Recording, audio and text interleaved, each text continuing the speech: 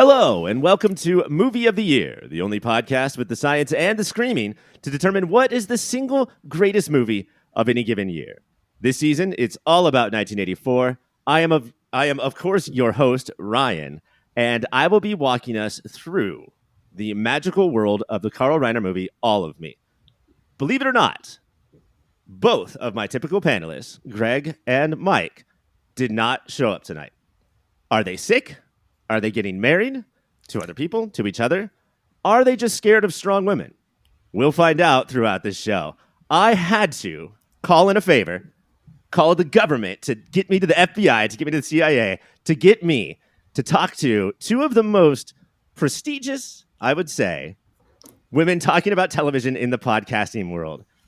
Ladies and gentlemen, put your hands together for first up is Susan from the 80's TV Ladies. Hello. So nice to be here. I'm so glad that you're here. And I don't know if you know this lovely lady. It is Sharon, Susan. Have you heard of her? I have. She's my co-host on 80's TV Ladies. Hi, Sharon. How are you? Hi, Ryan. Hello, everyone. Delighted to be here. Looking forward to this episode. Are you guys, as every week, this is a game show / film discussion show. So you guys will be playing against each other for points. You get points if you make incredible points about the movie, compliment the host, make me giggle, refrain from tickling me at any point. Not a fan of that. So hands to yourself, ladies. I had to tell you that before in the pre-show, and I'm going to tell you that now. That's how you get the points. Who are we thinking is going to take this down tonight? I think Susan's going to take it. I don't know. I think Sharon's going to take it because Sharon has a encyclopedic knowledge of film and television and knows all the actors and stuff. Although I think I can hold my own in the comedy movies. So, and 1984 is a really important year for me. Why? What happened? I graduated high school and started film school at USC. Oh, so I know a lot about the movies of 1984. So I don't know. Well, I've seen a lot of the movies in 1984, but I don't know how much of them I remember at this point. Yeah, we'll see. It was 40 years ago, guys. You ever think about that? Oh, yes. We think about it all the time. We are from 80's TV Ladies. I want to get into that, but Sharon, real quick, didn't you think it was awesome to be this encyclopedic? When I was a kid, I knew every movie I could, every actor, and I would dazzle at parties, and then Google came out and IMDb and just rendered me completely useless. This is where my now faulty memory does not help me, because I honestly don't remember how much I remembered at the time. But I do know that I did see a lot of movies and watched a lot of television in 1984. I've always loved movies, and I've always loved television, and always loved watching both of them. But unlike Susan, I was not paying attention to any of the behind the scenes or who made these things. I just enjoyed them as a viewer, as a consumer, really didn't think too much about how in the world these things got on my TV screen, let alone on the movie screen. Well, I mean, to that, it's almost like by going to film school 40 years ago, Susan cheated at this show. Like, she put herself ahead, and that seems unfair. She knew. Yes, exactly. It was all part of my master plan. It's all coming together. Unfortunately, the drop pad is not here tonight. You guys aren't going to be able to hear us give points, but sometimes I will throw some points out, and I will let you know. And just for not going to film school, Sharon, that's 2 points for you right off the bat. Woohoo! I have never been in the presence of somebody who was nominated for a Webby Award for the podcast. Guys, tell me how that happened, and what was it like did you go to the show? Who did you wear? Unfortunately, we did not go to the show. It was in New York, and I was directing Steel Magnolias, although we did talk about trying to make it to the show. We were thrilled to be nominated, and I almost didn't submit us because I thought it was such a long shot. But then at the end, I was like, yeah, whatever. We gotta take our shot. So yeah. I thought of Magic Johnson saying, "You miss all the shots you don't take." So that was Wayne Gretzky or Michael Scott, I believe. And for me, there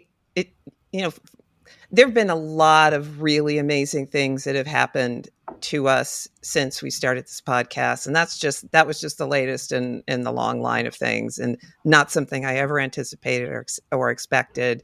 And it's just another blessing as far as doing the podcast is concerned.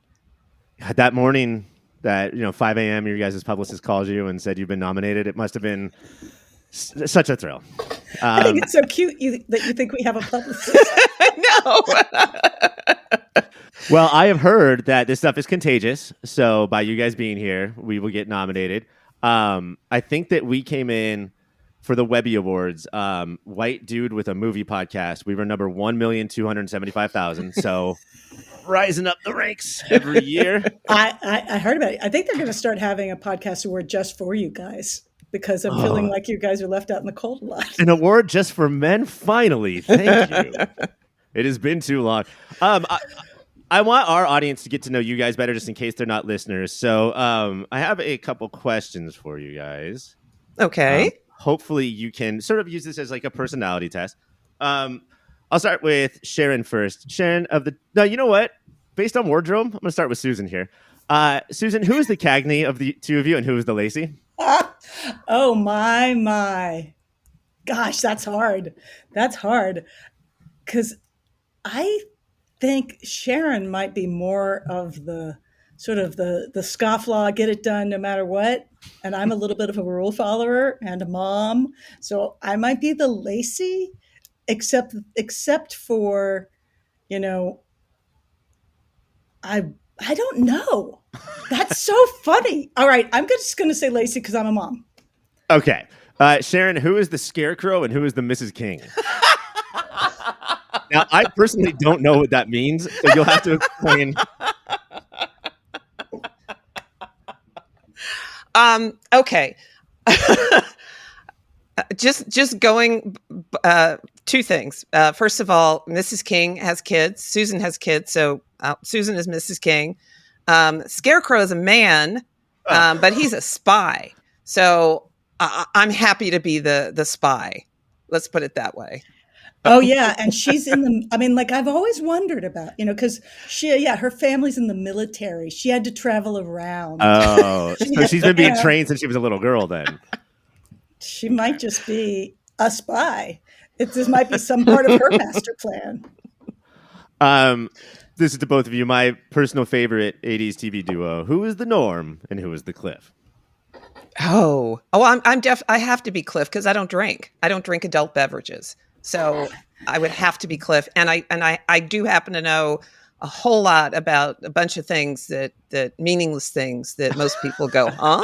So I guess I'd have to be the Cliff. I will be the Norm. Yep, I drink. And I'm usually sitting at a corner of a bar.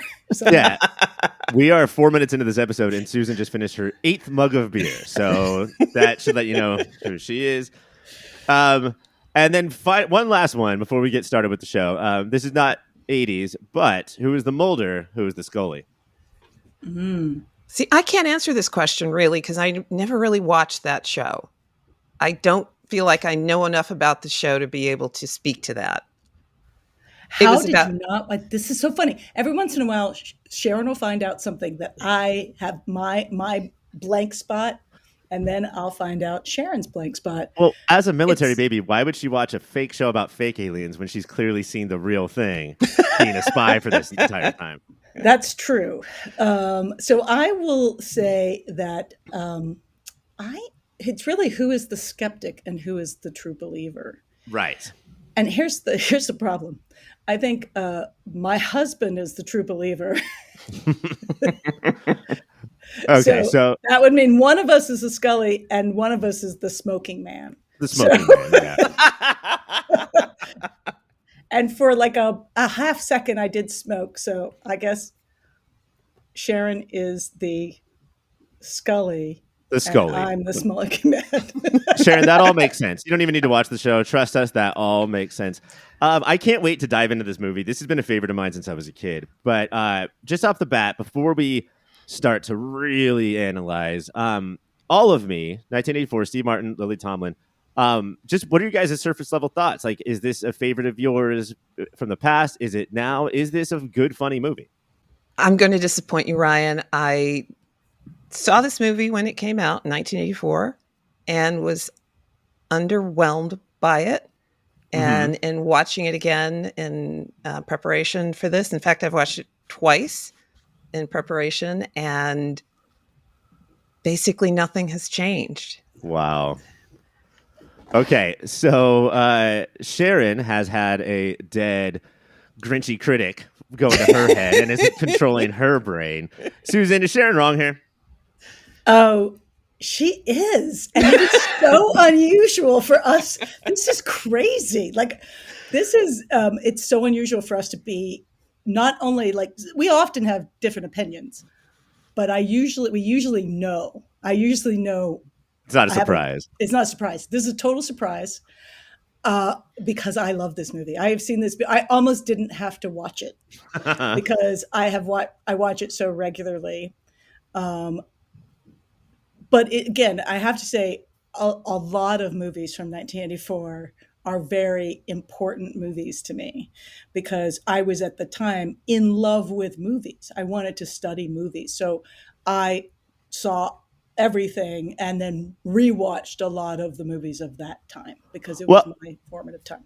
I think that's one of the craziest things about the year. And then we're going to spend the next hour talking about why Sharon's wrong. But specifically about the year, I think that's what I found out throughout this season is that whether you're now, 44 or 54 or 34, 64, 24, 14, you have this year brings up so much nostalgia. Like there's so many movies that were just played all the time, got watched and watched and watched. I don't know if the highs of 1984, as far as cinema, capital C cinema go, are as the highest we've ever done. But the nostalgia factor is so thick with this year. And I'm not sure what it was, if there was something in the water or, just all of these movies came together to like create childhoods, not just at the time, but also into the future as well. Well, and again, as someone who has sort of studied, movie trends and why are things, why do people have careers? Why don't I? But whatever, Right. But the 70s through the 90s was a incredible sea change in movies, and affected everything that came after it. Like, Right. Without Star Wars Raiders, that was the beginning of the franchise, which completely we're still in the last. It's kind of the last gaps of capitalism franchise Right. in some ways in terms of movies, but it was such an exciting time to be falling in love with movies. I would say mid 70s through the 80s, just because there's so many great things.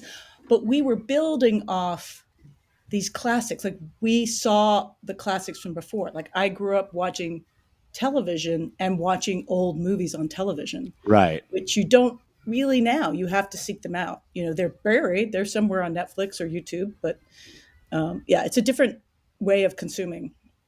Yeah, and I mean, like, I think that's the thing that made movies so popular. TV was supposed to be the thing that killed the industry forever, the film industry, right?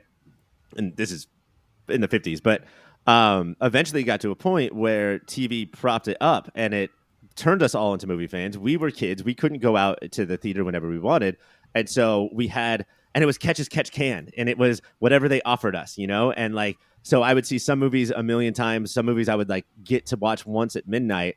But it was TV that turned us into these movie freaks that we are all now, Yeah. Okay. Are we ready? This has happened before, Susan. We have taken people who are negative towards a movie and we have changed their opinion throughout the course of one single episode. I don't know. Sharon I think usually we're going knows to do her it mind. tonight. Sharon knows Okay. her mind. What if, Yes. let's fast forward to like an hour from now and me and you, Susan, are both like, yeah, this movie is stupid. We hate it. I am Sharon, not we've done here it again. I am not here to change anybody's mind. Ryan, I will say that this is not unusual for me. I often find myself, whether it be my opinion about a TV show or a movie, standing in the corner by myself while the rest of the room is over on the other side, looking at me like, what is wrong with her? It just so happens that this movie just falls into that category for me. And there we are. I Okay. can't wait. Let's take a break. And when we come back, let's dive into All of Me. Combining the power of an unpublished novel and a 1931 jazz standard, All of Me has the powers of director Carl Reiner and star Steve Martin for a fourth and final time, following The Jerk, Dead Men Don't Wear Plaid, and The Man with Two Brains. It tells the story of a bored, dissatisfied lawyer named Roger, who's sick of his job working for his girlfriend's father. Promised a partnership as long as he takes one more shitty case, he heads to Edwina Cutwater's mansion. Edwina, played by Lily Tomlin, is dying, and just before she goes, she wants to transfer her soul into a beautiful young woman. As luck would have it, she ends up inside Steve Martin instead. From there, we get a body swap comedy, a treatise on gender, a court case in which the duo defends Roger's boss, and a caper attempting to finally get Edwina into the body of the young woman, played by future Mrs. Steve Martin, Victoria Tennant. After all, taste buds, I ask you this. All of Me's most legendary scene is the one that kicks off Act 2. Edwina is firmly inside of Roger, and each of them take control of one side of Steve Martin's body. Roger has to make it from the sidewalk back into the office building in his new form. Based on this one scene, is it crazy that Steve Martin wasn't just handed the Oscar on the spot? That's a leading question, I understand. But Steve Martin, what are you doing here? It's amazing. It's not crazy. I have nothing but the greatest admiration for Steve Martin's physical performance in this movie. It's impeccable. It's brilliant. It is the best thing about this movie. It's mind-boggling in a lot of ways. It's just unfortunate for me that the rest of the movie didn't live up to that. Oh my God. But, including, dare I say it, Steve Martin's acting. He, over time, became a much better actor, but he wasn't quite there yet for me in this movie. There's some dialogue here that is like the less he has to do, the less he has to do. You know what I mean? Like you feel it in the line. So I sort of get that. Susan, what do you think about the overall performance, including the physical? I really enjoy it, but I think you either bought fully into the Steve Martin of everything, but for me, this was the best of he had started to learn to act by this point. And so it's the beginning of, I think, his better movie career. So I think it's a little bit of a demark because the rest of the time he's being the previous movies, he's trying really hard, but he's still doing stand-up basically. Right. It's all bits. In this movie, even though there's lots of bits, I think he actually does a pretty great performance. Is it where he gets to later when he's a much more serious actor? No, but that physicality alone is just so phenomenal. It really, and that scene is ridiculous. And the continuation of being able to carry that off, the Carl Reiner, the Lily Tomlin, and the Steve Martin, it's all guns firing when they're in sync. It's invisible. You really truly buy that she's inside him. Ebert said of this movie that the whole thing works because it's a far-fetched premise, but from there, everyone treats it as realistically as possible. The thing that I would compare Martin's performance to, particularly on the sidewalk scene, is I'm of the generation where I worshipped the ground Jim Carrey walked on. And looking back, as much as I still love him and his bigger, broader performances, he had a couple of broad performances. I don't know if you remember. Not everything was very just subtle. a few. Just a few, like, big one performances. Or 2000, yes. 1 or 2000. He clearly wants the audience to be astonished and fall in love. Like, you can feel him pulling you and saying, please, by the lapels, please think I'm talented. Whereas Martin here, I've never seen a body swap comedy or whatever you want to call it, where it's so natural, like you said, Susan, it's so natural that it's not like I'm going to be as big as possible, but instead look at how she's coming through me almost spiritually. Yeah, the right left was such a brilliant conceit, right? We've seen some body swap stuff, and for the most part, it's pretty seamless. It's very, very impressive, I thought. Yeah. So I was totally in love with that performance. And weirdly, I think Lily Tomlin also is a huge part of that working.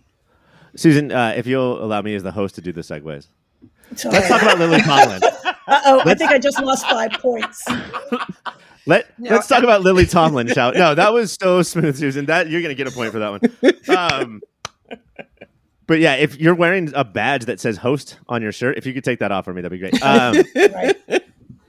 Right. Lily Tomlin, in my memory, Lily Tomlin was in this movie so much less than Martin. And rewatching it this week, she is just as important. She doesn't get to do the thing where she's got, one hand clenched and one hand up in the air as, the double person, but she is in this movie so much.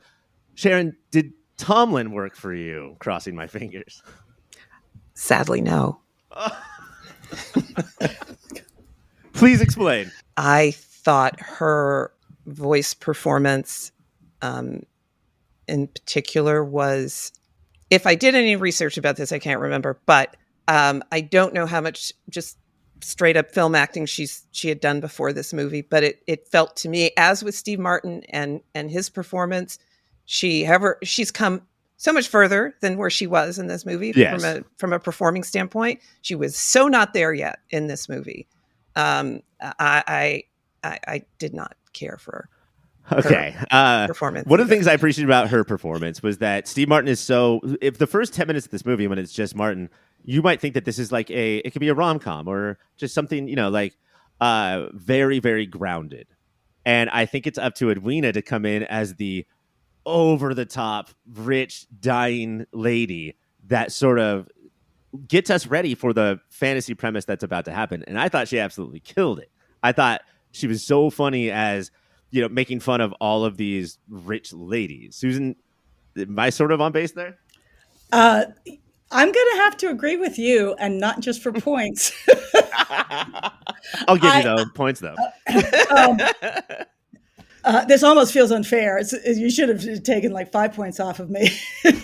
But I love her Edwina when we first come in, because she's loud. I think it's a great performance. I am a sucker for Lily Tomlin. And she's such an interesting actress, and she's a comedian, but she is also an actress, I think. But she's a theatrical actress for sure. Big. Because she started in theater, and she did Rowan's Laugh-In, and but she's also, she also, like, I think one of her first movies was Nashville, she's just I will watch her do almost anything, and it's for me, this was my introduction really to Lily Tomlin. Like Laugh-In, I watched because it was on. It felt like it was on all the time. And in Nashville, she's such everyone in Nashville is a supporting character because there's 2,000 characters. But she's like this put upon wife who has an affair. But there's not that like Tomlin-esque thing. Do you guys sort of remember when she blew up? Like, what was the thing that turned her? Because at this point, she's a legend, right? She's like first ballot Hall of Famer legend. So when did that happen? When she did her characters, her Edith. Is it Edith? The telephone operator. Was Edith the little girl?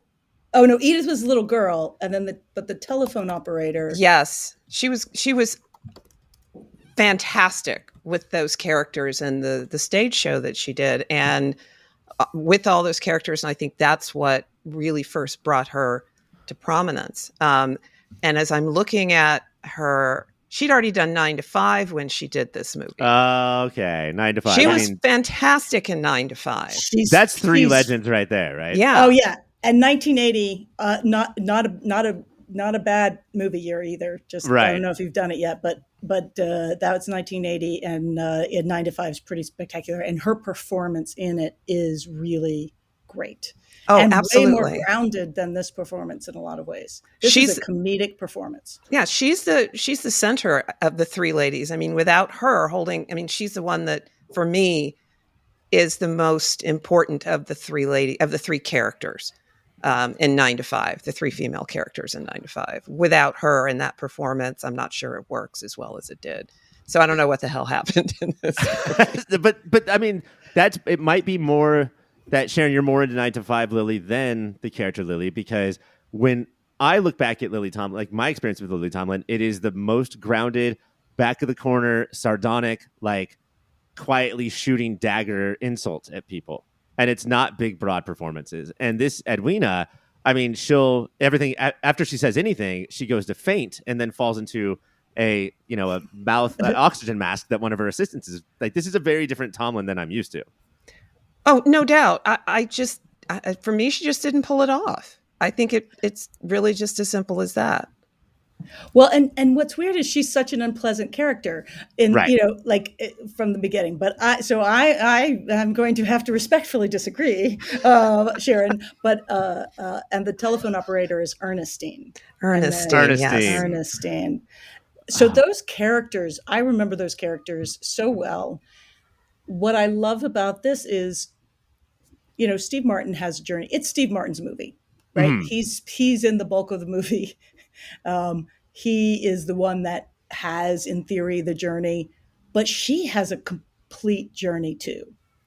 And in some ways, the movie works because she becomes a real human being by the end of the movie, for me, which is astonishing given that she's not really embodied in mirrors. Like, that's all we get of her, is just in mirrors. Let's talk about the two of them together, which I think really kicks off in the bathroom scene, where we have, I would say, the line of 1984, "Don't say penis around a dead woman." And then it continues from there, that these two really have a bond.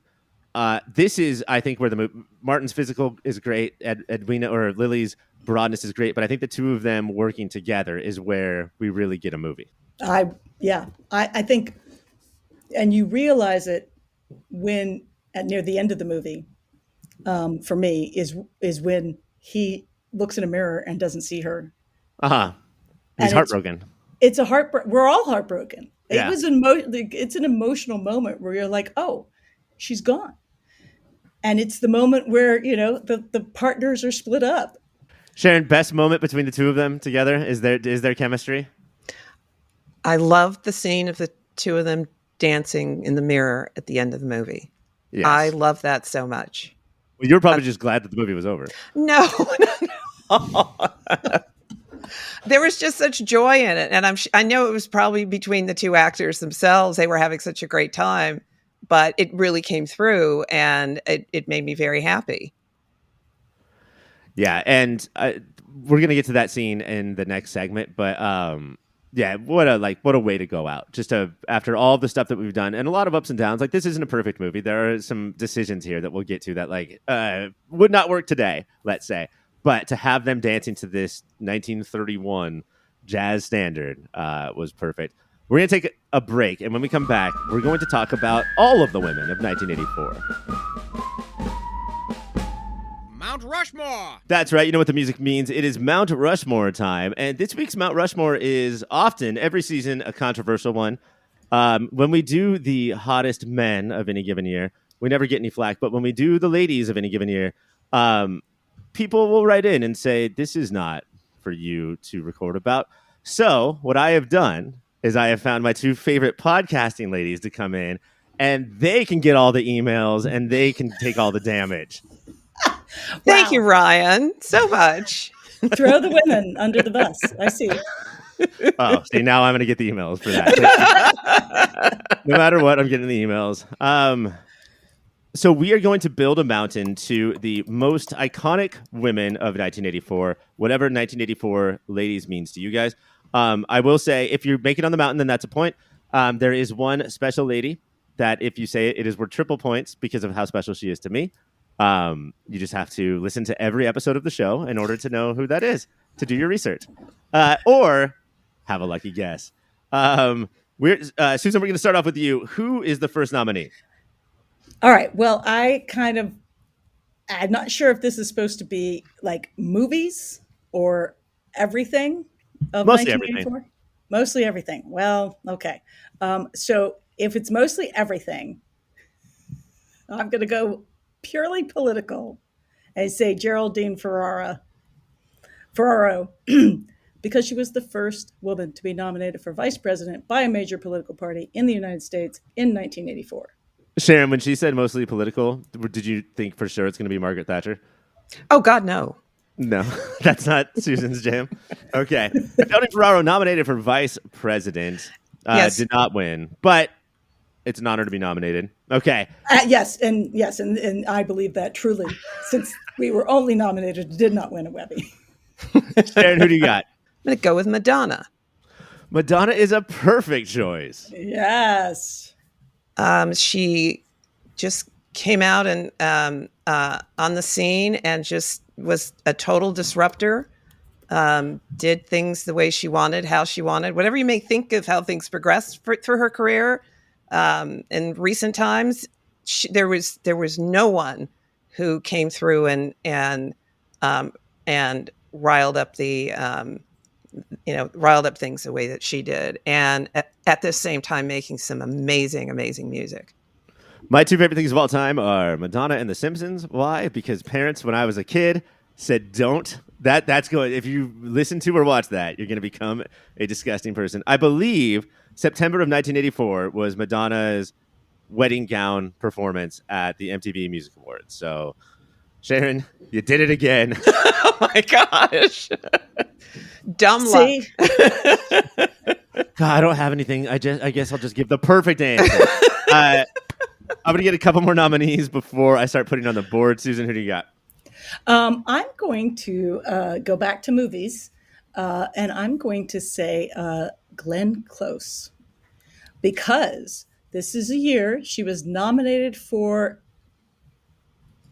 She was nominated for an Oscar in 1984 for the 1983 film The Big Chill, but The Natural came out in 1984, and she was nominated for Best Supporting Actress.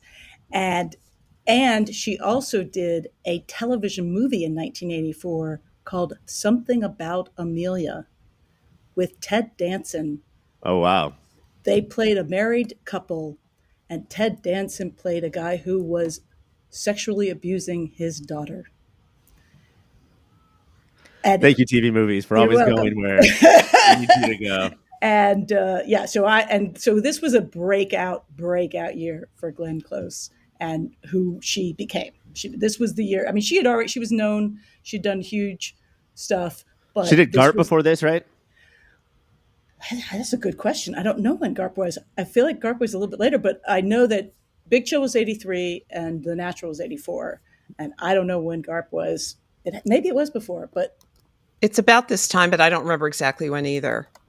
But yeah, she was becoming one of those like, oh, we can't afford Streep, like sort of actresses, like just in prestige projects, right?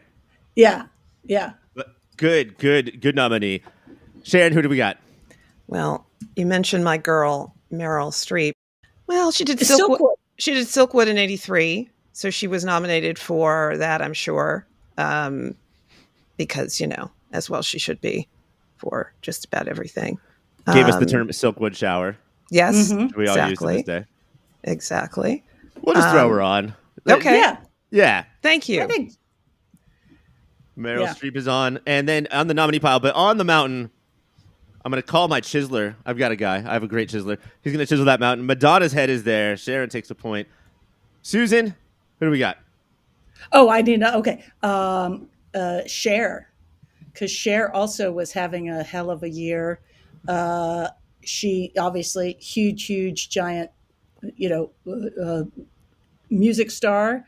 And this was when she was starting to be a film and big actress. So it turns out that your career can turn around when you ditch Sonny Bono. That's I think everyone should remember that. That's perfect. But yeah, and I'm going to move her. No, you know what? I have to. I don't have to. I want to. I'm going to move Geraldine Ferraro right onto the mountain. So Susan gets that point. All right, Sharon, who do we got? Tyne Daly, Cagney and Lacey. I have a guess as to what your next one might be. And I'm going to move Cher onto the mountain. So we have one spot left. Susan gets the point. So now this is your last nominees. One each from both of you. Susan, what do you got?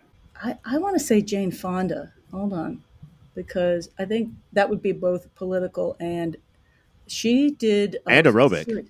anaerobic and movie star and movie producer and I think she was producing the 9 to 5 TV show, which is long forgotten, but was a huge, kind of a big deal. So, yeah, 1984. So she had her own production company and she was making movies. And yeah, The Doll Maker, in '84, Agnes of God '85. Yeah, I'm gonna say All right, Jane Fonda, yeah. you're a nominee. Sharon, you got one more? Debbie Allen. Debbie Allen was nominated for her role as Lydia Grant on Fame in 1984. She was nominated for an Emmy. And considering the fact that she was doing a lot more than just acting on that show, I would put her on that list as well. Is Fame like MASH kind of a TV spinoff that eventually surpassed the movie? I would say yes. Yeah. I think people know the television show more than they know the movie, although the movie is, I would say the movie's a little bit closer to the TV show than the MASH movie versus the MASH TV show. People wearing green is the only similarity between MASH the movie and MASH the TV show, for sure. I'm okay. I got my final one. So let me give the points out. And I think this would have been the same if there were boys on the show instead of ladies. Your 1984 women of 1984 Rushmore is Madonna, Geraldine Ferraro, Cher, and then in the fourth spot, a weird two-face of Tyne Daly and Sharon Glass from Cagney and Lacey. That's excellent. We got 5 people on Mount Rushmore. 5 people that make the same. 5 women that make the same as 4 men. Would you guys go to see that monument if that was carved into a mountain? Yes, Absolutely. indeed. Absolutely. All right, we're gonna take a break. When we come back, we're gonna get back to All of Me. After Reiner and Martin's cult favorite, The Jerk, the two reteamed for Dead Men Don't Wear Plaid, an interesting premise that ultimately didn't work. Sweeping up the pieces of their ode to noir, the two made 2 more movies together, The Man with Two Brains, an ode to the sci-fi movies of their youth, and All of Me, an ode to the screwball comedies of their youth. How well of a job does All of Me do at honoring these legendary films from the 30s and 40s? Does it work as one of those? Or do Reiner and team miss the mark? It's a miss the mark for me. Honestly, I feel about the same way for the other 3 movies they did together as I do for this one. Okay, so you're just out on Reiner and Martin. Well, but like The Jerk, I mean, and that's totally fine. Like, I know that The Jerk is divisive because there are some people who think it's the funniest movie ever made, and some people, they barely consider it a movie. It's just a series of like bits and skits barely sewn together. As I think Susan was talking about before, this is Steve Martin's, I think, first attempt at, I'm going to be a character with an arc that goes through something. So I do think that it is more polished than The Jerk. But if you're just not down with these guys' comedy, then you're not down with it, you know? And I was and am a fan of Steve Martin's stand-up. But, you know, when I watch a movie, I don't feel like I ask for a whole lot. When it comes to plot, I'm pretty much willing to go along with whatever is happening as long as you tell me we're going from A to B and then we're going to C. I don't really care how we get there. Just, set the path out there and let's follow it along. But that said, and sometimes I don't think Carl Reiner's movies did that well enough for me. And the same with All of Me in a lot of ways. There were when I find myself thinking about, well, why is that happening over here? What is this? And I'm not involved. I'm not taking the ride. I'm not right. Involved in the movie mentally. If my brain is spending a lot of time thinking about the why and the how and the where. And unfortunately, that's what I found in these movies as well. So I'm not going to argue too much with that one, actually. I did find myself thinking in this movie, Carl Reiner is an all-time legendary comedian, right? And actor. He's one of Danny Ocean's 11 casino robbers, so that's important to me. But he clearly has a focus, and that is whatever's funny gets on camera, and whatever's not, I'm not sure it matters. And so I do not mean this to be an insult to you two or anybody like you guys, but it ends up being filmed like a TV episode. This is just a 2-hour TV episode because there's no flair for the camera. It's just let's throw it on our comedians and make sure that we catch it every time Martin does something spectacular. I'm thinking more it's like a sketch. We're doing sketches. And if they get tied together in some way, shape, or form into a plot, great. But not as concerned about the long thread as he is about the individual scenes, the individual sketches that he's showing us. And if I'm going to watch a movie, I want some through line. I want something that makes whatever sense the filmmaker is telling me it's making. I'm happy to go on that journey with them, but without that kind of that through line, it really kind of loses me. And again, I'm in Camp Susan here, but I think that Sharon is sort of describing the plight of comedy films for my entire life. It's just let's film the laughs, and whatever the third act is, who gives a shit? It is a challenge. I would argue that for me, if I buy into the relationship stuff and the characters, I'm kind of willing to not have a plot as long as I'm enjoying the emotional journey. But clearly that wasn't working for Sharon. But here's the thing. It's funny that I wouldn't necessarily call it a complete screwball comedy, because even though it has romance in it, the sort of supernatural element to it is sort of more just in the realm of comedy because there's a relationship. It's almost a buddy comedy to me. Yeah, for sure. It's two people who are different and get trapped together and handcuffed together, and they have to go through the journey of figuring that out. And along the way, they turns out they are, lovers and friends and partners. So I think the thing that hit me first, believe it or not, was I didn't really come into thinking that this was any sort of genre other than straight comedy. And then I saw Victoria Tennant's hair in Edwina's mansion. And Victoria Tennant has this bombshell 1930s do that if you wore that at that time, you were a sex pot that was ultimately the villain. You were probably the villain because you like to have sex, which is the worst thing you could be as a woman in the 30s. But that it sort of clicked with me like, oh man, is this just Katharine Hepburn and Cary Grant in the 80s? Is this what they're attempting to do with a little bit more like knowingness, a little bit more tongue in cheek? But there's that. And I think I keep going back to this thing that Roger Ebert said, is that once Edwina dies, right? And so once Lily Tomlin sort of gets away from her very broad characterization of an young, rich, dying woman, that it is just taking the premise so seriously and having them fall in like together. And that's what reminded me so much of those older movies. That and like every movie from back then is named after a jazz standard. And so is this.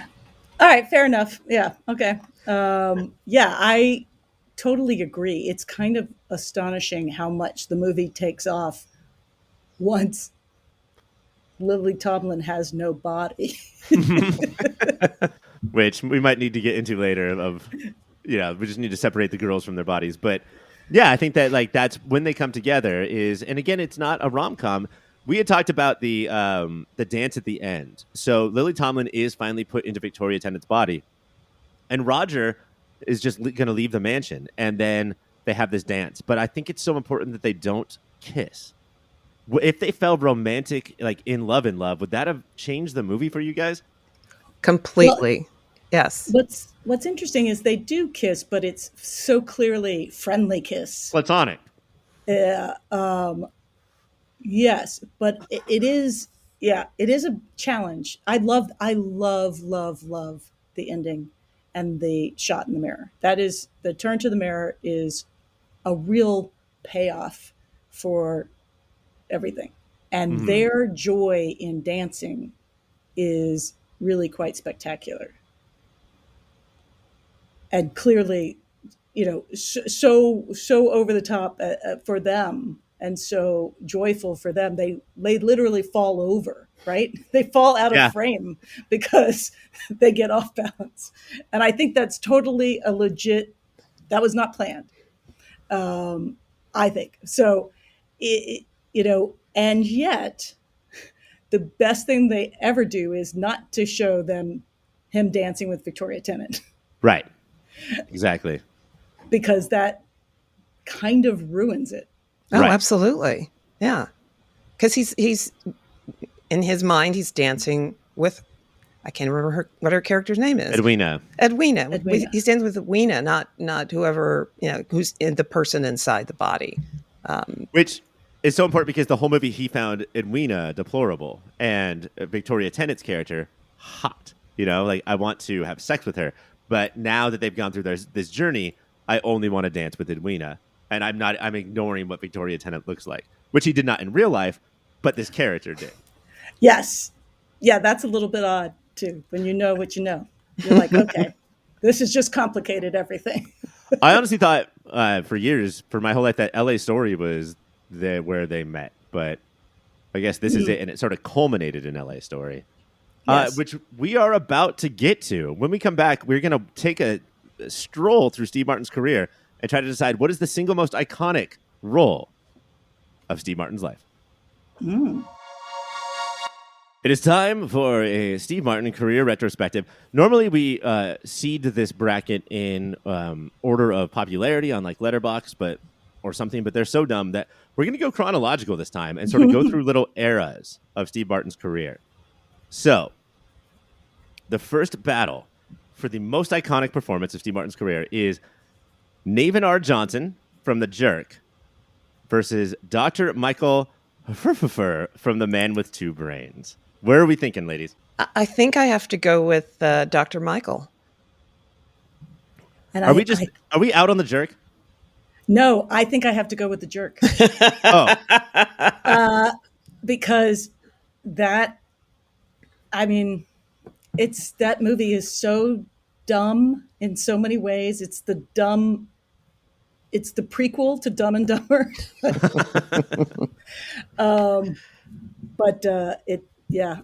It was so iconic of its time, and that role, for better or worse, is pretty Steve Martin. Yeah. What about The Man with Two Brains, Sharon? Is that a better movie here? It's choosing for me the lesser of two evils, if you will. It's like voting. No, I always vote for someone, but I just did not care for The Jerk, so I have to go with The Man of Two Brains. I love The Man with Two Brains, but I do think if we are talking about iconicness, we have to go with The Jerk. But let's get out of this era. Yeah. Early 80s, mid 80s, here we go. It's Roger Cobb from All of Me versus Lucky Day from The Three Amigos. Sharon, is The Three Amigos a funny movie? I don't know because I've never seen it. No? What? My Little Buttercup. It's on my to-do list, but I have never seen Three Amigos. But I think that you have to vote for it anyway because of your hatred of All of Me. Oh, I don't hate it. You know what? Since I haven't seen Three Amigos, I think I actually am going to vote for All of Me just because Steve Martin's physical performance in All of Me is so spectacular. Yes. Even if you think the movie doesn't hold up, he is undeniable in that movie. Yes. Susan, what do you think about The Three Amigos? I love The Three Amigos. And I you like when Three Amigos came out, I adored this movie. And at Thanksgiving, I brought a VHS over to my dad's house and sat my dad and my sister down and said, this is the movie we're watching for Thanksgiving, the movie. And I was so excited. We put it on and they thought I was crazy. They did not like it. And I was like, don't you? I was like sitting there laughing like a crazy person alone. Welcome to my in the world. Corner, Sharon style? In the corner, Sharon style. But I'm telling you that I am Three Amigos all the way. All the way. All right. As much as I love All of Me, Lucky Day is such a incredible character. He's got to move on. Yeah.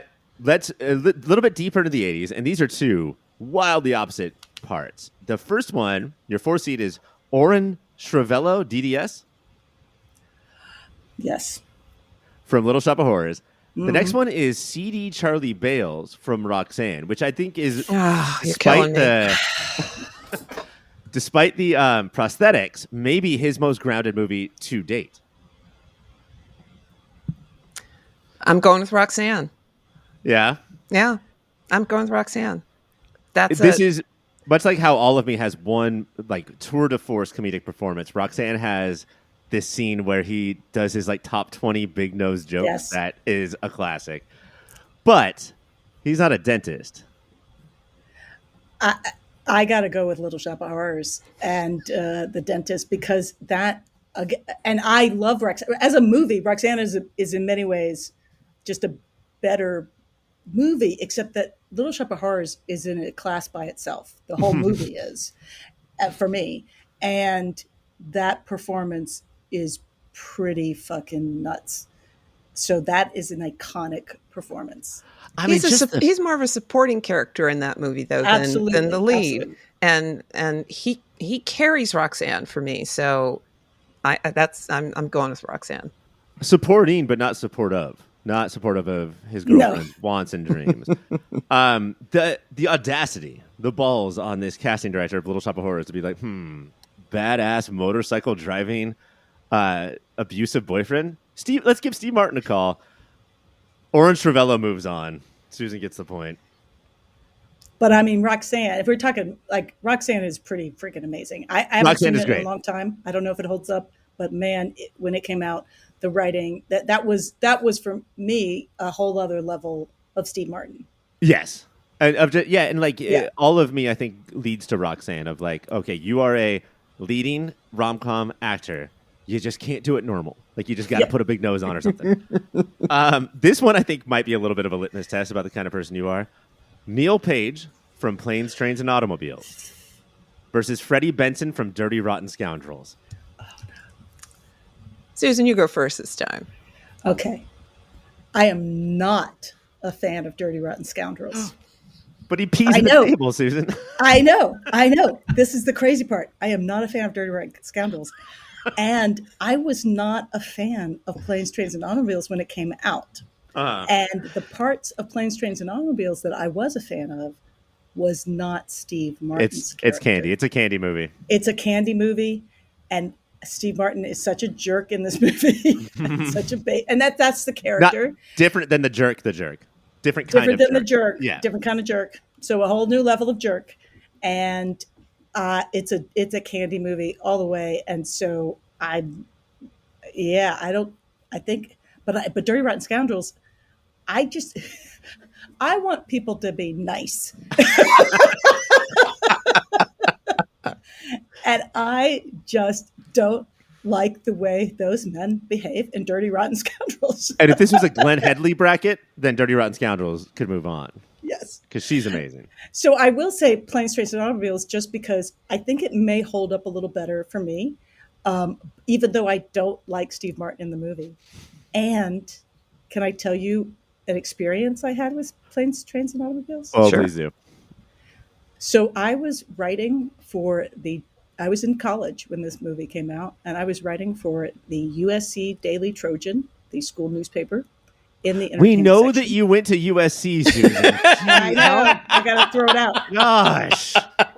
So I was invited to a press event for Planes, Trains, and Automobiles that was so over the top. I was like, oh, you could feed you start going, okay, how many children can you feed with this? Yeah. And how many unhomed people are just outside of these? Just outside. Yeah. And I saw the movie, and then there was a big big event, lots of things, swag. It was huge. These were the days of huge press events to get your coverage. And on one hand, it's cool. I was in school, so this was like a big deal to get invited to this. But on the other hand, they had the press event and there was questions. It was sort of like a press conference rather than individual interviews. But Steve Martin kind of never stopped talking. And John Candy didn't get to answer as many questions. And I was really upset because I really loved John Candy's performance. And I wanted to hear from him. And for some reason, I think Steve Martin was just in performance mode. Mm-hmm. And it was like, yeah, Steve Martin, I don't approve of this behavior. Did you raise your hand and say that?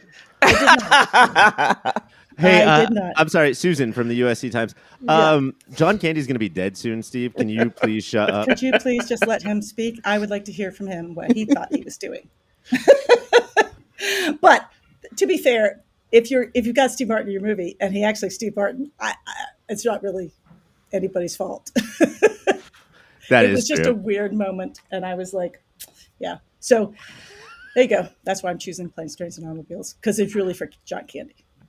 Sharon, what do you think? Planes, Trains, or Dirty Rotten Scoundrels? I'm going Dirty Rotten Scandals. And not so the least am I. Not the least of which because I have never seen Planes, Trains, and Automobiles. I actually tried to watch it sometime in the last couple of years. So I thought, I haven't watched this. I should. And within about 15, 20 minutes, I had to turn it off. Whenever it was John Candy, a few minutes into John Candy showing up on screen, because his character is the kind of character that makes my shoulders go up like this. And it just makes me tense. And I just said, I can't watch this. And I turned it off. So Totally maybe someday I will make it through. But do you know the ending? I think so. Legendary twist ending for a comedy. All right, your fifth battle. Gil Buckman from Parenthood versus Vinny Antonelli from My Cousin Vinny. My Blue Heaven. My Blue Heaven. Yeah. This is easy. It's Parenthood. He's so good in this. He's so good in this movie. Do you guys remember when he walks out into the room, the lights come back on at the children's party, and he has his sister's dildo in his hand? Oh, gosh. That is comedy, baby. Yeah, I got to say Parenthood. I'm with Jared. My Cousin Vinny is an amazing story because it's the wife of the guy who wrote Goodfellas. The same movie. They both wrote the same movie. I have a soft spot in my heart for My Blue Heaven, but yeah, it's Parenthood going away. Even with his dyed half a mullet that he has in I know. My Blue Heaven. Your next battle, we're getting here into the 90s. It is Harris K. Telemacher from LA Story versus George Banks from Father of the Bride. I think another litmus test here. Two very different Steve Martin. And once again, I have not seen one of these movies. One of them? Which one? Not seen LA Story. But I love Father of the Bride. It's this weird combination of like Entourage and Mel Brooks. It's a crazy movie. And I'm going to go with LA Story. Just because I actually think this was made by him, right? This was written by him. And I feel like it was a step forward for movies that he was making. And it really is, if you were in LA during that time, it was really capturing what it felt like to be in the city and to be running around working and trying to do things in the industry in the city. Just lunch meetings all day. You have to have your 7th lunch every day. Yeah. So, and Sharon, I think you would appreciate it, actually. I think it would be, I haven't seen it in a long time, but it's also the movie that introduced me to Sarah Jessica Parker. Yes. As the young girl who like breaks up the relationship, right? Or like. Yeah. And she's like Candy. And he's like, oh, well, that's nice that you have like an almost regular name. And she's like, oh, but it's K-A-D with a heart I and the thing like. That's a little ahead of its time as a joke. It feels like. It was her performance and her character was really a breakout for me. Sharon, what do you think? The devil you know or the devil you don't? Well, I'm definitely going Father of the Bride. First of all, I really love it, and I haven't seen LA Story. I would like to. I will definitely add it to my to-do list. But yeah, Father of the Bride for me. I do. I'm going to go with Sharon here. I do think that Father of the Bride, George Banks, is more iconic. It's just a little bit. I'm a little bit sad about it because it does send him into this new part of his career where it's not edgy, like let's change comedy with every role. It's now let's be in the big family movie, and that's awesome too.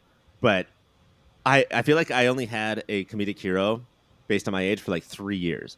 And then he went to Father of the Bride, and then other stuff started happening, which we're going to get to now. Your next battle is Jonas Nightingale from Leap of Faith versus Jimmy Dale from The Spanish Prisoner. Does anybody remember this one? Oh, my God. David Mamet.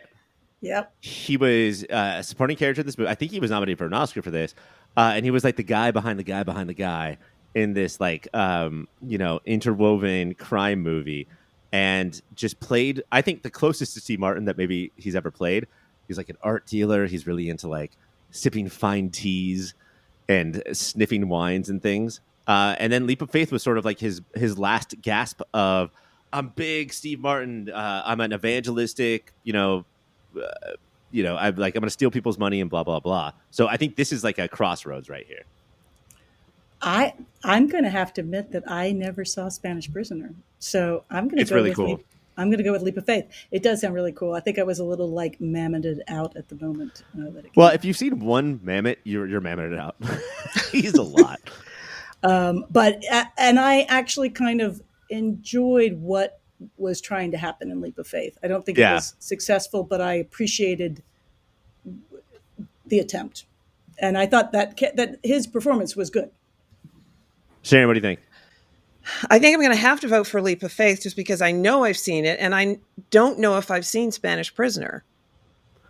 Let's just admit this to each other. Whoever wins is going to get scorched in the next round. Like, not a high time for him. Your final battle of the first round is what I believe to be like the end. I don't know if he's made a good movie since then. It's Bobby Bowfinger from the film. I can't remember the title. Is it Bobby? Could be. Could be. Yeah. Versus Clouseau from the Pink Panther series. Oh, Bowfinger. Does Clouseau have a shot here? Not for me. Well, here's, you know what? I'm gonna go for Clouseau, and here's why. Because I'm a mom, and my kids were young, and that's how they discovered the Pink Panther, and then they got to go back and watch the Peter Sellers. It was an excuse to make them watch Peter Sellers. And they thought that Steve Martin was hilarious. And he kind of revitalized it. Again, it was like, I think personally in terms of a performance, I probably would appreciate Bowfinger more. But as an iconic performance, he kind of brought some life back to the Peter Panther movies.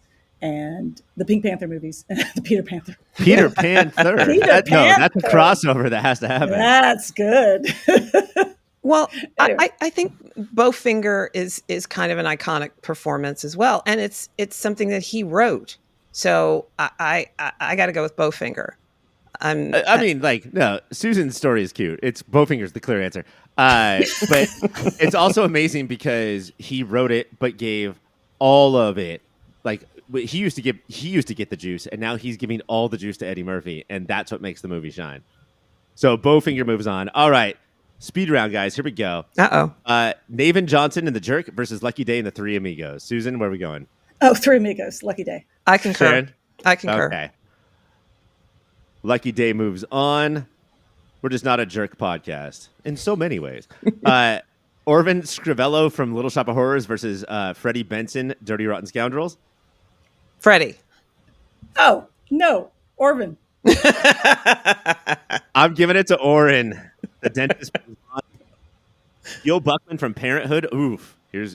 Parenthood versus Father of the Bride. Who's the more iconic dad? Parenthood. Gil Buckman. I'll go with Parenthood too. Yeah. Well, there's no Parenthood 2. There was no sequel, unfortunately. Come on, guys. But there was a TV show. That is true. 2 TV shows, actually. Yeah. And then finally, Jonas Nightingale from Leap of Faith versus Bobby Bowfinger from Bowfinger. Oh, Bowfinger. I think you guys have convinced me. I'm now Bowfinger. Yes. It's Bowfinger. All right, we have our final 4.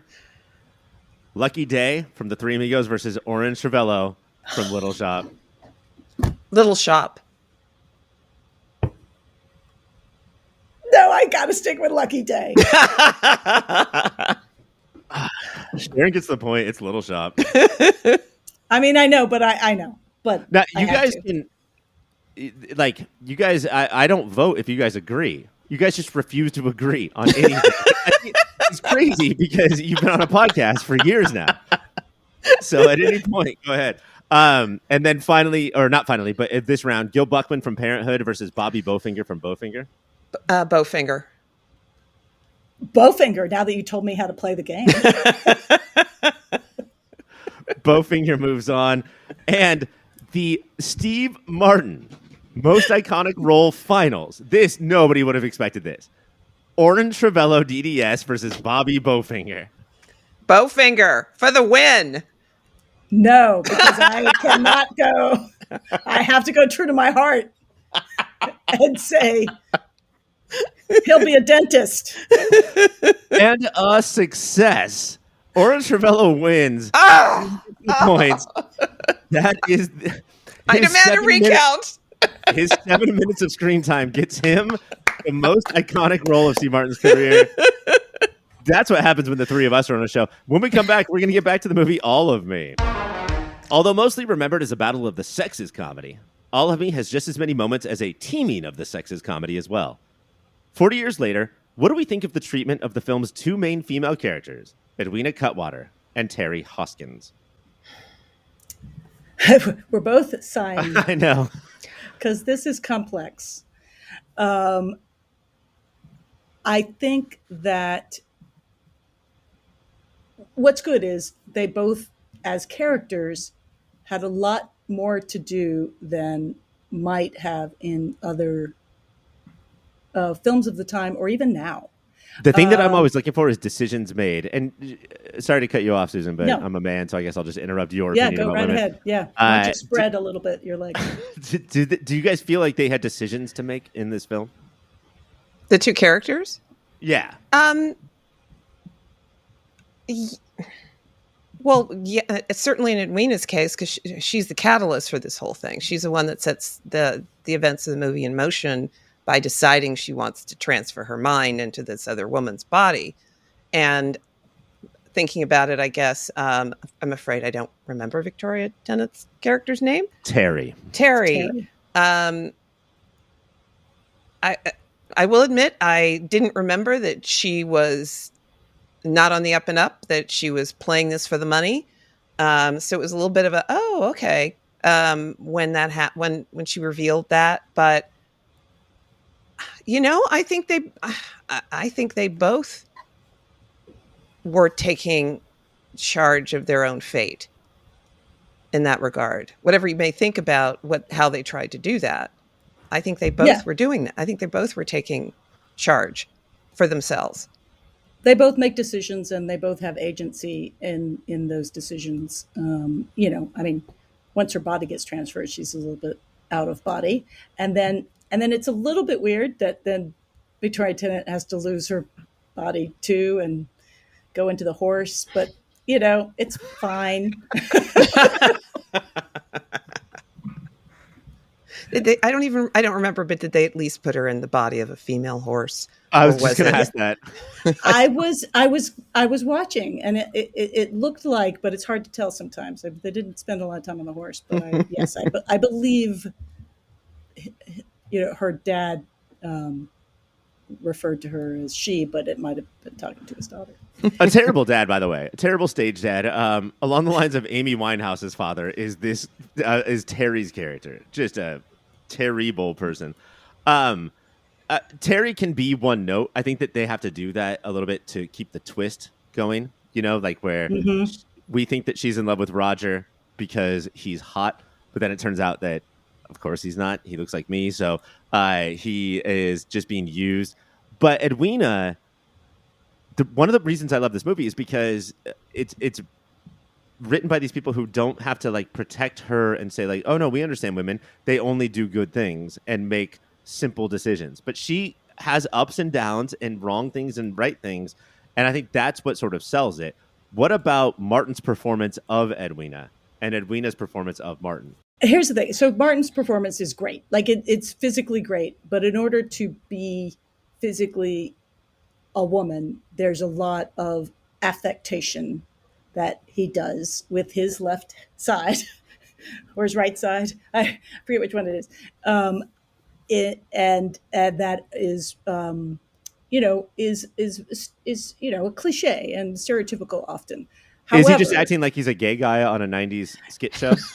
Kind of. Sometimes with the walk and the thing and the hand, but because it's being played for comedy and because he's so adept at it, you forgive him pretty quickly. And then I just love the hand, the pointing and the thing. I really love the conversation in the mirror about sex and that, and about, he's trying to convince her to have sex, to let him have sex and to join him in this. And it's such a weird, like, you're like, wait, what is happening? It was something that kind of blew my mind in, 1984. Cause you're like, okay, what? So they're basically about to have a threesome sort of, it's like splitting the Mount Rushmore into Cagney and Lacey. But it was also such a kind of like wonderful, joyful approach to, hey, if you've not had sex, this can be great and good for everyone, right? Such a great message. So I don't know. It's like getting over the fear, but also like you don't. Martin is like this animalistic man who just wants to have sex with a younger woman, but also she's like, well, I've been told my whole life not to do this. It's not that I don't want to. It's that I've been told not to. Can you do me a favor? On the next episode of 80's TV Ladies, can you use as a metaphor, it's like splitting the Mount Rushmore into the heads of Cagney and Lacey, and just see if anybody bites. Just see if anybody asks any questions about that. Yes. My best. Writing it down.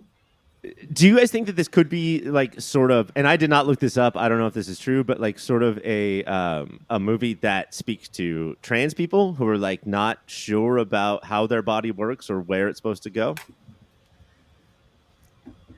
Who's in charge, basically? I wouldn't, and I cannot, I don't know. So I would be very curious to find out what that, if there is a different way to look at this. I don't know. It's just the movie very purposefully, I believe, doesn't have a male fall into Steve Martin's head, right? Or a female, or Lily Tomlin fall into a female's lawyer. I do think that it's important that it is a woman in a man's head. And does the movie take on the responsibility of all of that, all of what that means? There aren't a lot of lessons. There's not a lot of like, and then we're going to learn something. Tootsie was very much a lesson, right, of being a woman. I'm not sure. I think they both learn how to be more human. Right. I don't think the point of this movie is that they learn too much about the opposite sex, weirdly. And I think it may have, in some ways you could have done more with that, but I think it might have only gotten cringier. It was all played for comedy, and it was all played for the thing. So that I don't think the attempt was there. So I don't think it's there. Sometimes it's there, even if you don't mean to. But I don't actually think there's a lot going on with a discussion of gender. Really, oddly. To Susan's point, it makes me think of Jerry Seinfeld's line about no learning in the Seinfeld show. That it was just about the funny, and I think that's the case here. I don't think there was really any attempt, and I have no idea either what someone who is trans, what they go through and what their mindset is about their physicality and how they move physically through the world, and whether or not that changes when their physicality change. I have no idea. So I don't know that I don't really have an answer to that question either. That's really a good question. it's hard really for good us, question. Yeah. to like talk about that. But like, I just thought that a lot of the movie in the towards the end was about coding, and like I have to code like this in this scenario and this in this scenario. And I just wondered if it clicked with people like that. What did you guys think about Tomlin's performance when she takes over Martin's body totally in the courtroom? And that's what a man is. Well, and again, I thought that comedy was always going to be first. They clearly said we're doing comedy before we're doing social commentary, Right? And so there was a lot of cliches in both those performances, and it's funny, and we laugh when she's trying to be manly, and then and it's a little bit weird because sometimes, based on the character we see of Edwina before, because she's so sick, she's a little more regal, right? Than when she gets real snappy and girlfriend, sometimes in Martin Short's body.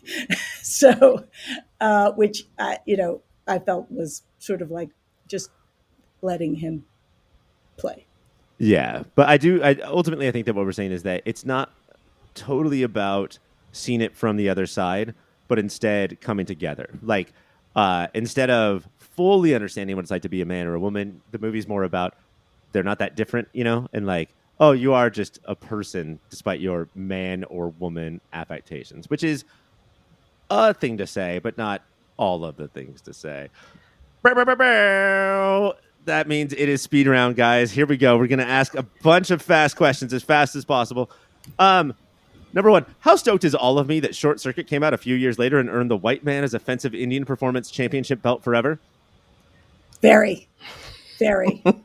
Just very, right? Yeah. Okay. Yeah, I mean, so very. Although Richard Libertini does an amazing job, and I pretend now that he is a con man pretending to be an Indian guru, Swami. Whatever we have to say to get ourselves to the movie, Susan. Sure. Yeah. The scene with him thinking that the toilet flush makes the phone ring I think that's where it peaks.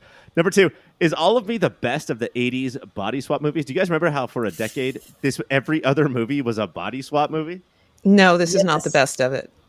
What is the best? I mean, Freaky Friday, but the problem is that was more 60s and then 2000, right? Right. So I'm going to say 1978's Heaven Can Wait. Oh, okay.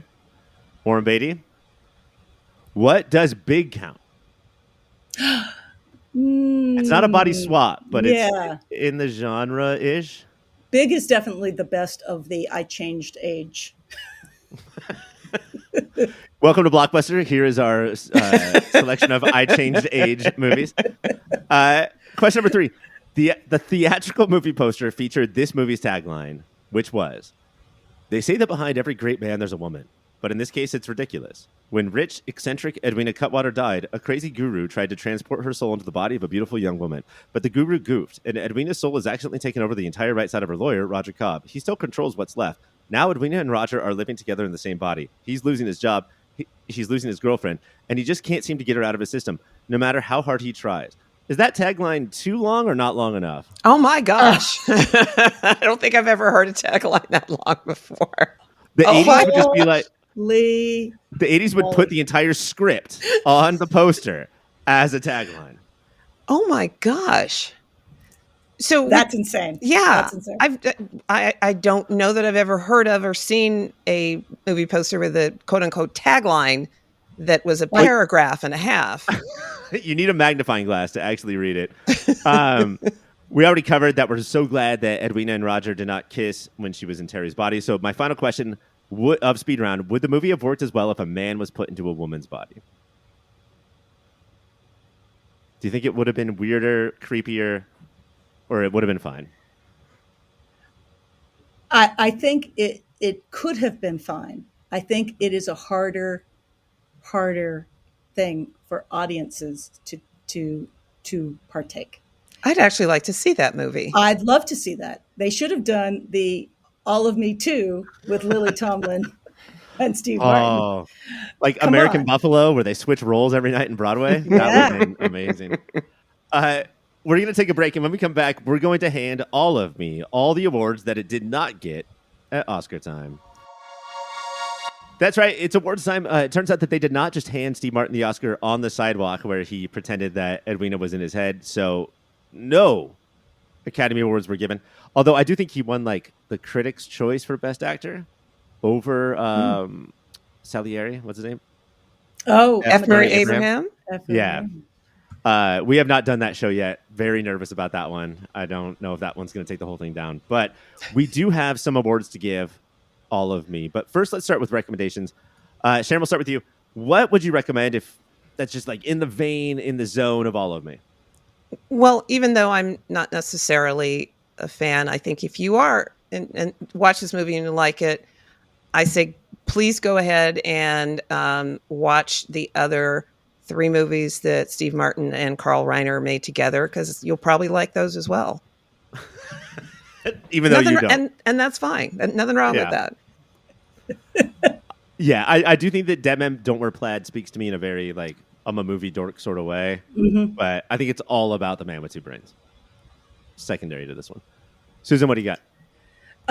If you're looking for same theme, I'm going to highly recommend the 1978 Heaven Can Wait. If you're looking for Lily Tomlin, I'm going to say if you haven't watched 9 to 5, 1980, you go look at that.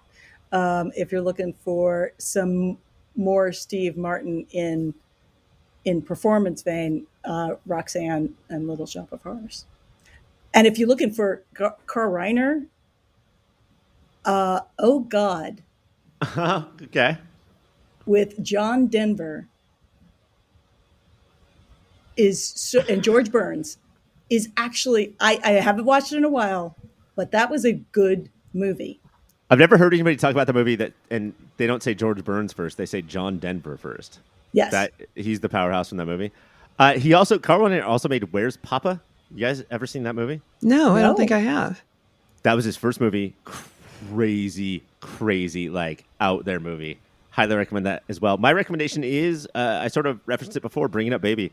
I do see this movie like, let's say that the crew of this movie watched Bringing Up Baby while making it. I believe that Cary Grant, Katharine Hepburn, a lot of people think that, screwball comedy.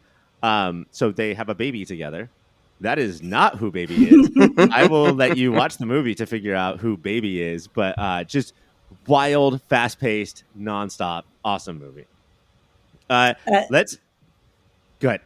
Oh, I was just going to say, for other screwball comedies, fast-paced, amazing. His Girl Friday and The Lady Eve, pretty fucking great. The Lady Eve taught me more about the Bible than the Bible did. So I love The Lady Eve. And then The Awful Truth is another one that clearly this crew has watched. Mm-hmm. Susan, let's go back to you and this is where we compete. This is where you get points. Beat the other person. 84 fashion. What is the most 84 fashion of all of me? Of all of me. I mean, the score, the song is so great, but the score is pretty 80s jazz, but sort of also just sort of kind of vague jazz, the rest of it for me. Yeah. Other than all of me. Some jazz. Could you throw some jazz on? That's very 80s. Sharon, what do you got? For style or fashion? Yes.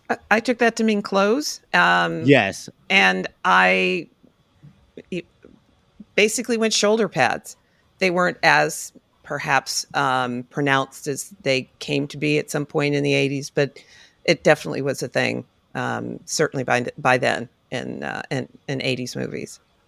We did not mention Steve Martin's girlfriend in this movie, who was just another crush of mine growing up. She just appeared in 80s movies and was so, like, I don't know, classy and hot. But yeah, it's the shoulder pads. I want them to come back. I wish women looked more like linebackers.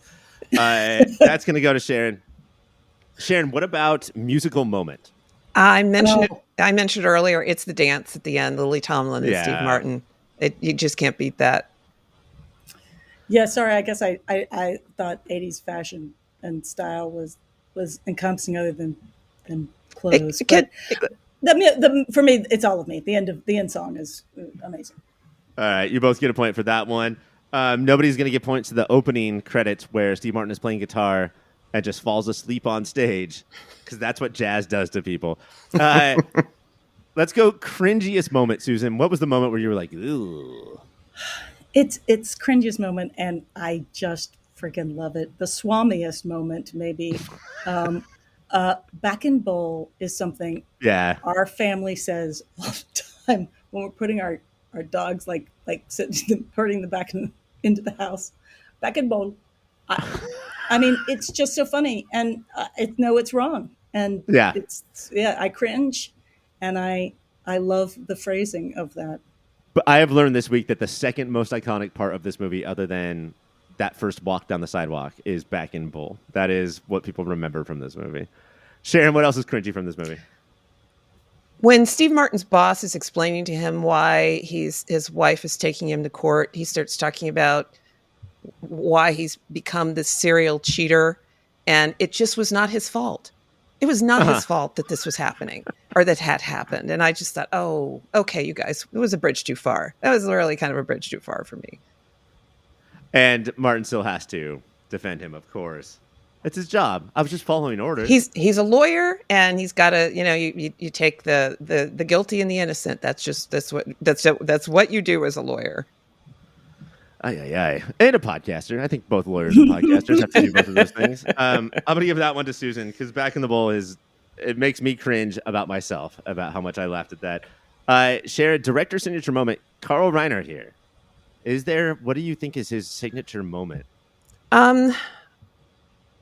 Really, the only thing I'm coming back to the dance at the end when we pan over from Steve Martin and Victoria Tennant, and then we see Steve Martin and Lily Tomlin dancing in the mirror. That's just such a wonderful shot.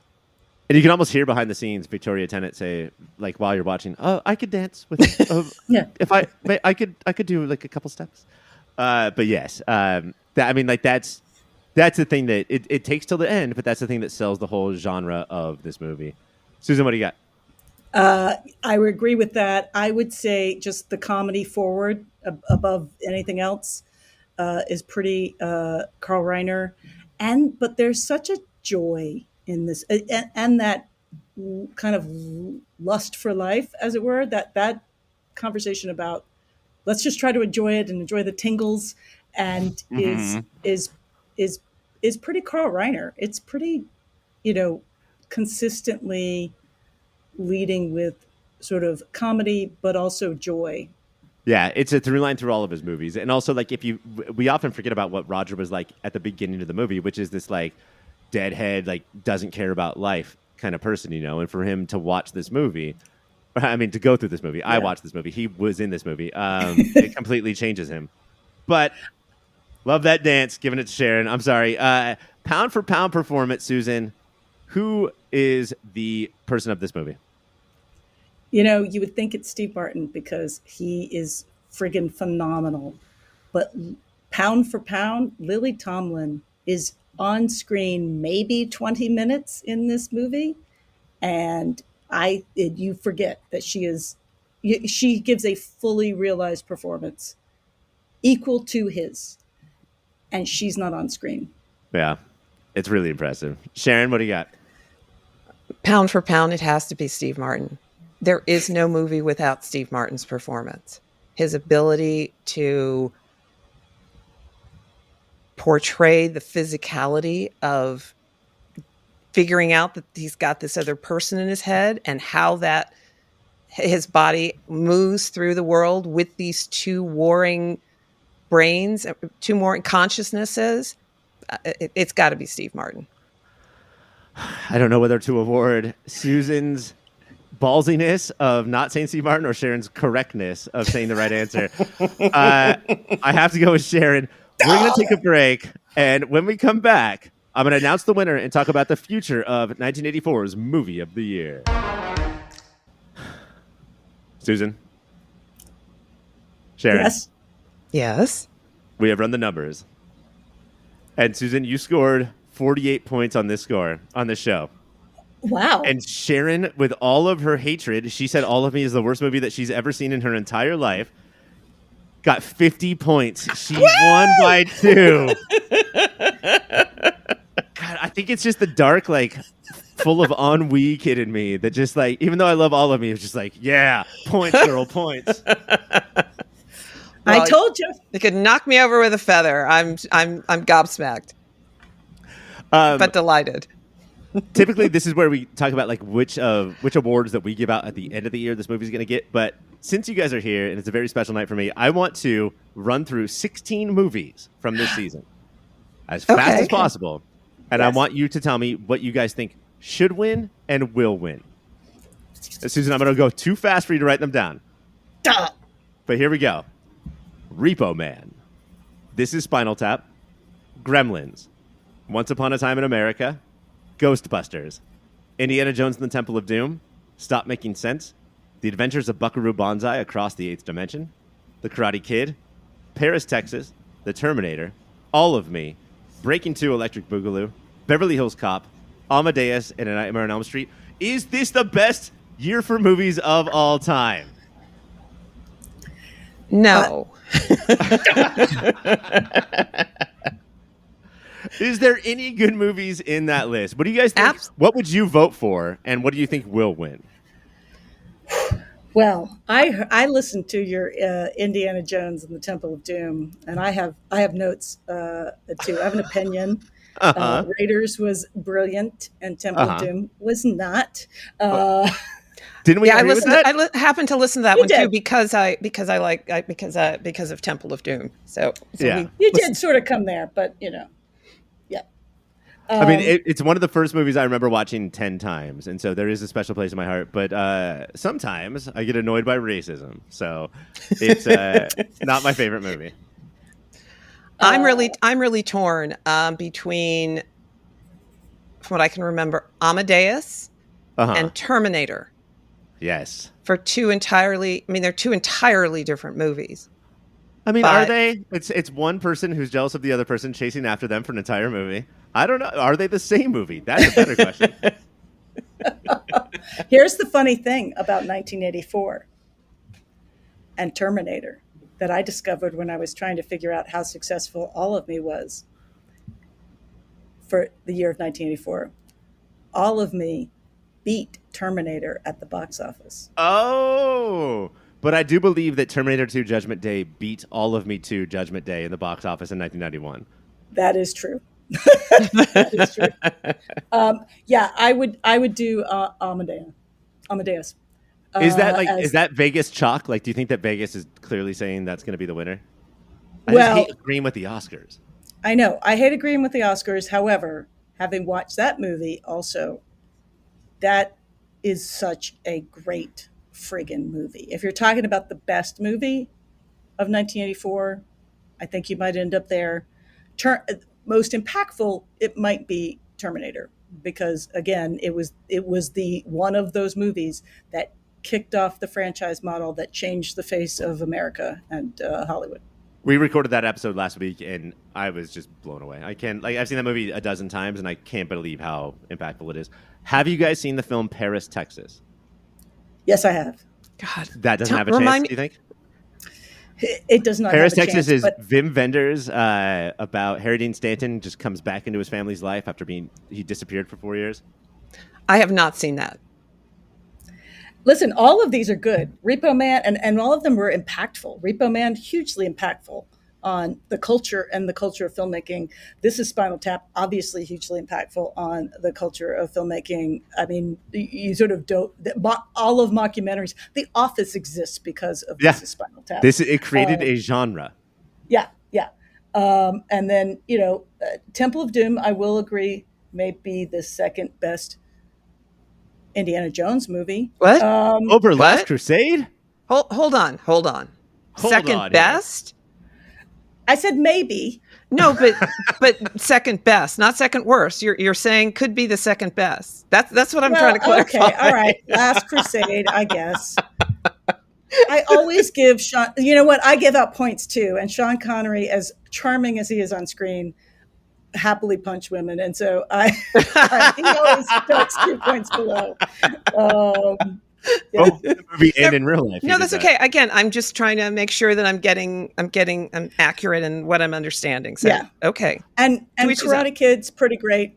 Karate Kid is amazing. Yeah. We did that with Adam Campanaro from Film Spotting, and that was insane. Are you guys pissed that you were on this week about All of Me and not next week's episode, Breaking 2 Electric Boogaloo? I loved Breaking 2 Electric Boogaloo. I remember Susan, when you I saw it. continue to surprise me. Did you see it in theaters? I saw it in theaters. I saw it on I think it was Sunset Boulevard. There was a movie theater that played 3 movies for $3, and it would just play them and keep playing them. It was like opened at 10 a.m. and shut down at midnight, and it just played those same 3 movies. And so you could walk in anytime, lay down your $3. You could walk in the middle of the movie, and then just stay as long as you wanted. Were the 3 movies Breaking 2 Electric Boogaloo and Breaking 3 Electric Boogaloo? No. The 3 movies that I saw with the 2 other movies I saw with Breaking 2 Electric Boogaloo. Breaking 2 Electric Boogaloo. The one where the Brian De Palma drilling the body movie. Sisters? Floor. No. It was another one. I don't remember it. Dressed to Kill? Dressed to Kill. Was it Dressed to Kill? That's just what comes to mind. But I've not, just as you're looking, I've not seen any Electric Boogaloo movie. Body Double. It's Body Double. It was Body Double 1984. Thank you very much. It was. And Sharon on the record saying, I have not seen any Electric Boogaloo movie. I've not judging. Just I have no experience with any of the Electric Boogaloo movies. But I'm very glad we got this one. I really am. Because I am so glad to. Ladies, 80s TV ladies, can you tell us about your podcast and where to find it? Nobody knows where to find podcasts these days. Can you tell us about your show? 80s TV Ladies is a podcast that Susan and I started in July of 2022, where we talk about female-driven television shows from the 1980s. And we've been fortunate enough to talk to many women in front of and behind the cameras who were instrumental in working, creating those shows, working on those shows, and making them as great as they were. So, Susan, you can tell us all about where to find it. Yeah, and you can find us at 80stvladies.com, 80stvladies.com. And, and we're on all those podcast platforms. And we were nominated for a Webby, and we won 3 podcast awards last year. And I did not mention that. Yeah. I just mentioned the one loss. I apologize. I should have mentioned the 3 wins. That's okay. It was very surprising too. It's been a good year and a half. With the amount of notoriety that you guys have, I thought that you had been around for 10, 15 years. But the fact that you've been around 2 years pisses off not just me, but every listener who also has a podcast. I'm so sorry. No, you owe us all an apology. Absolutely. Well, guys, I cannot thank you enough for being here. Please go listen to that show. If you have any interest in 80s TV, ladies TV, although I do think you guys should talk about more men on TV. We need our shot up there. Or just these 2. Like I would say I would listen to the show just for these 2 because your guys' rapport and banter is amazing. Thank you so much for being here tonight. Thank you for having us and inviting us on. And I was thrilled to do All of Me. I'm very excited about all the movies and excited to hear it's all going to come out and which movie will win the day. Oh, well, we have a voicemail. So if we get Electric Boogaloo wrong, please call in and say, I saw this in a theater with 2 other movies and you guys did not watch it correctly. Which is probably not even the best movie of the 3, and I'm now because I talk too much, I've now forgotten what the 3rd one is, but I'll remember it and tell you later. Please do, and I will update the listeners on that. For Susan, for Sharon, I am Ryan, and of course, keep watching those movies.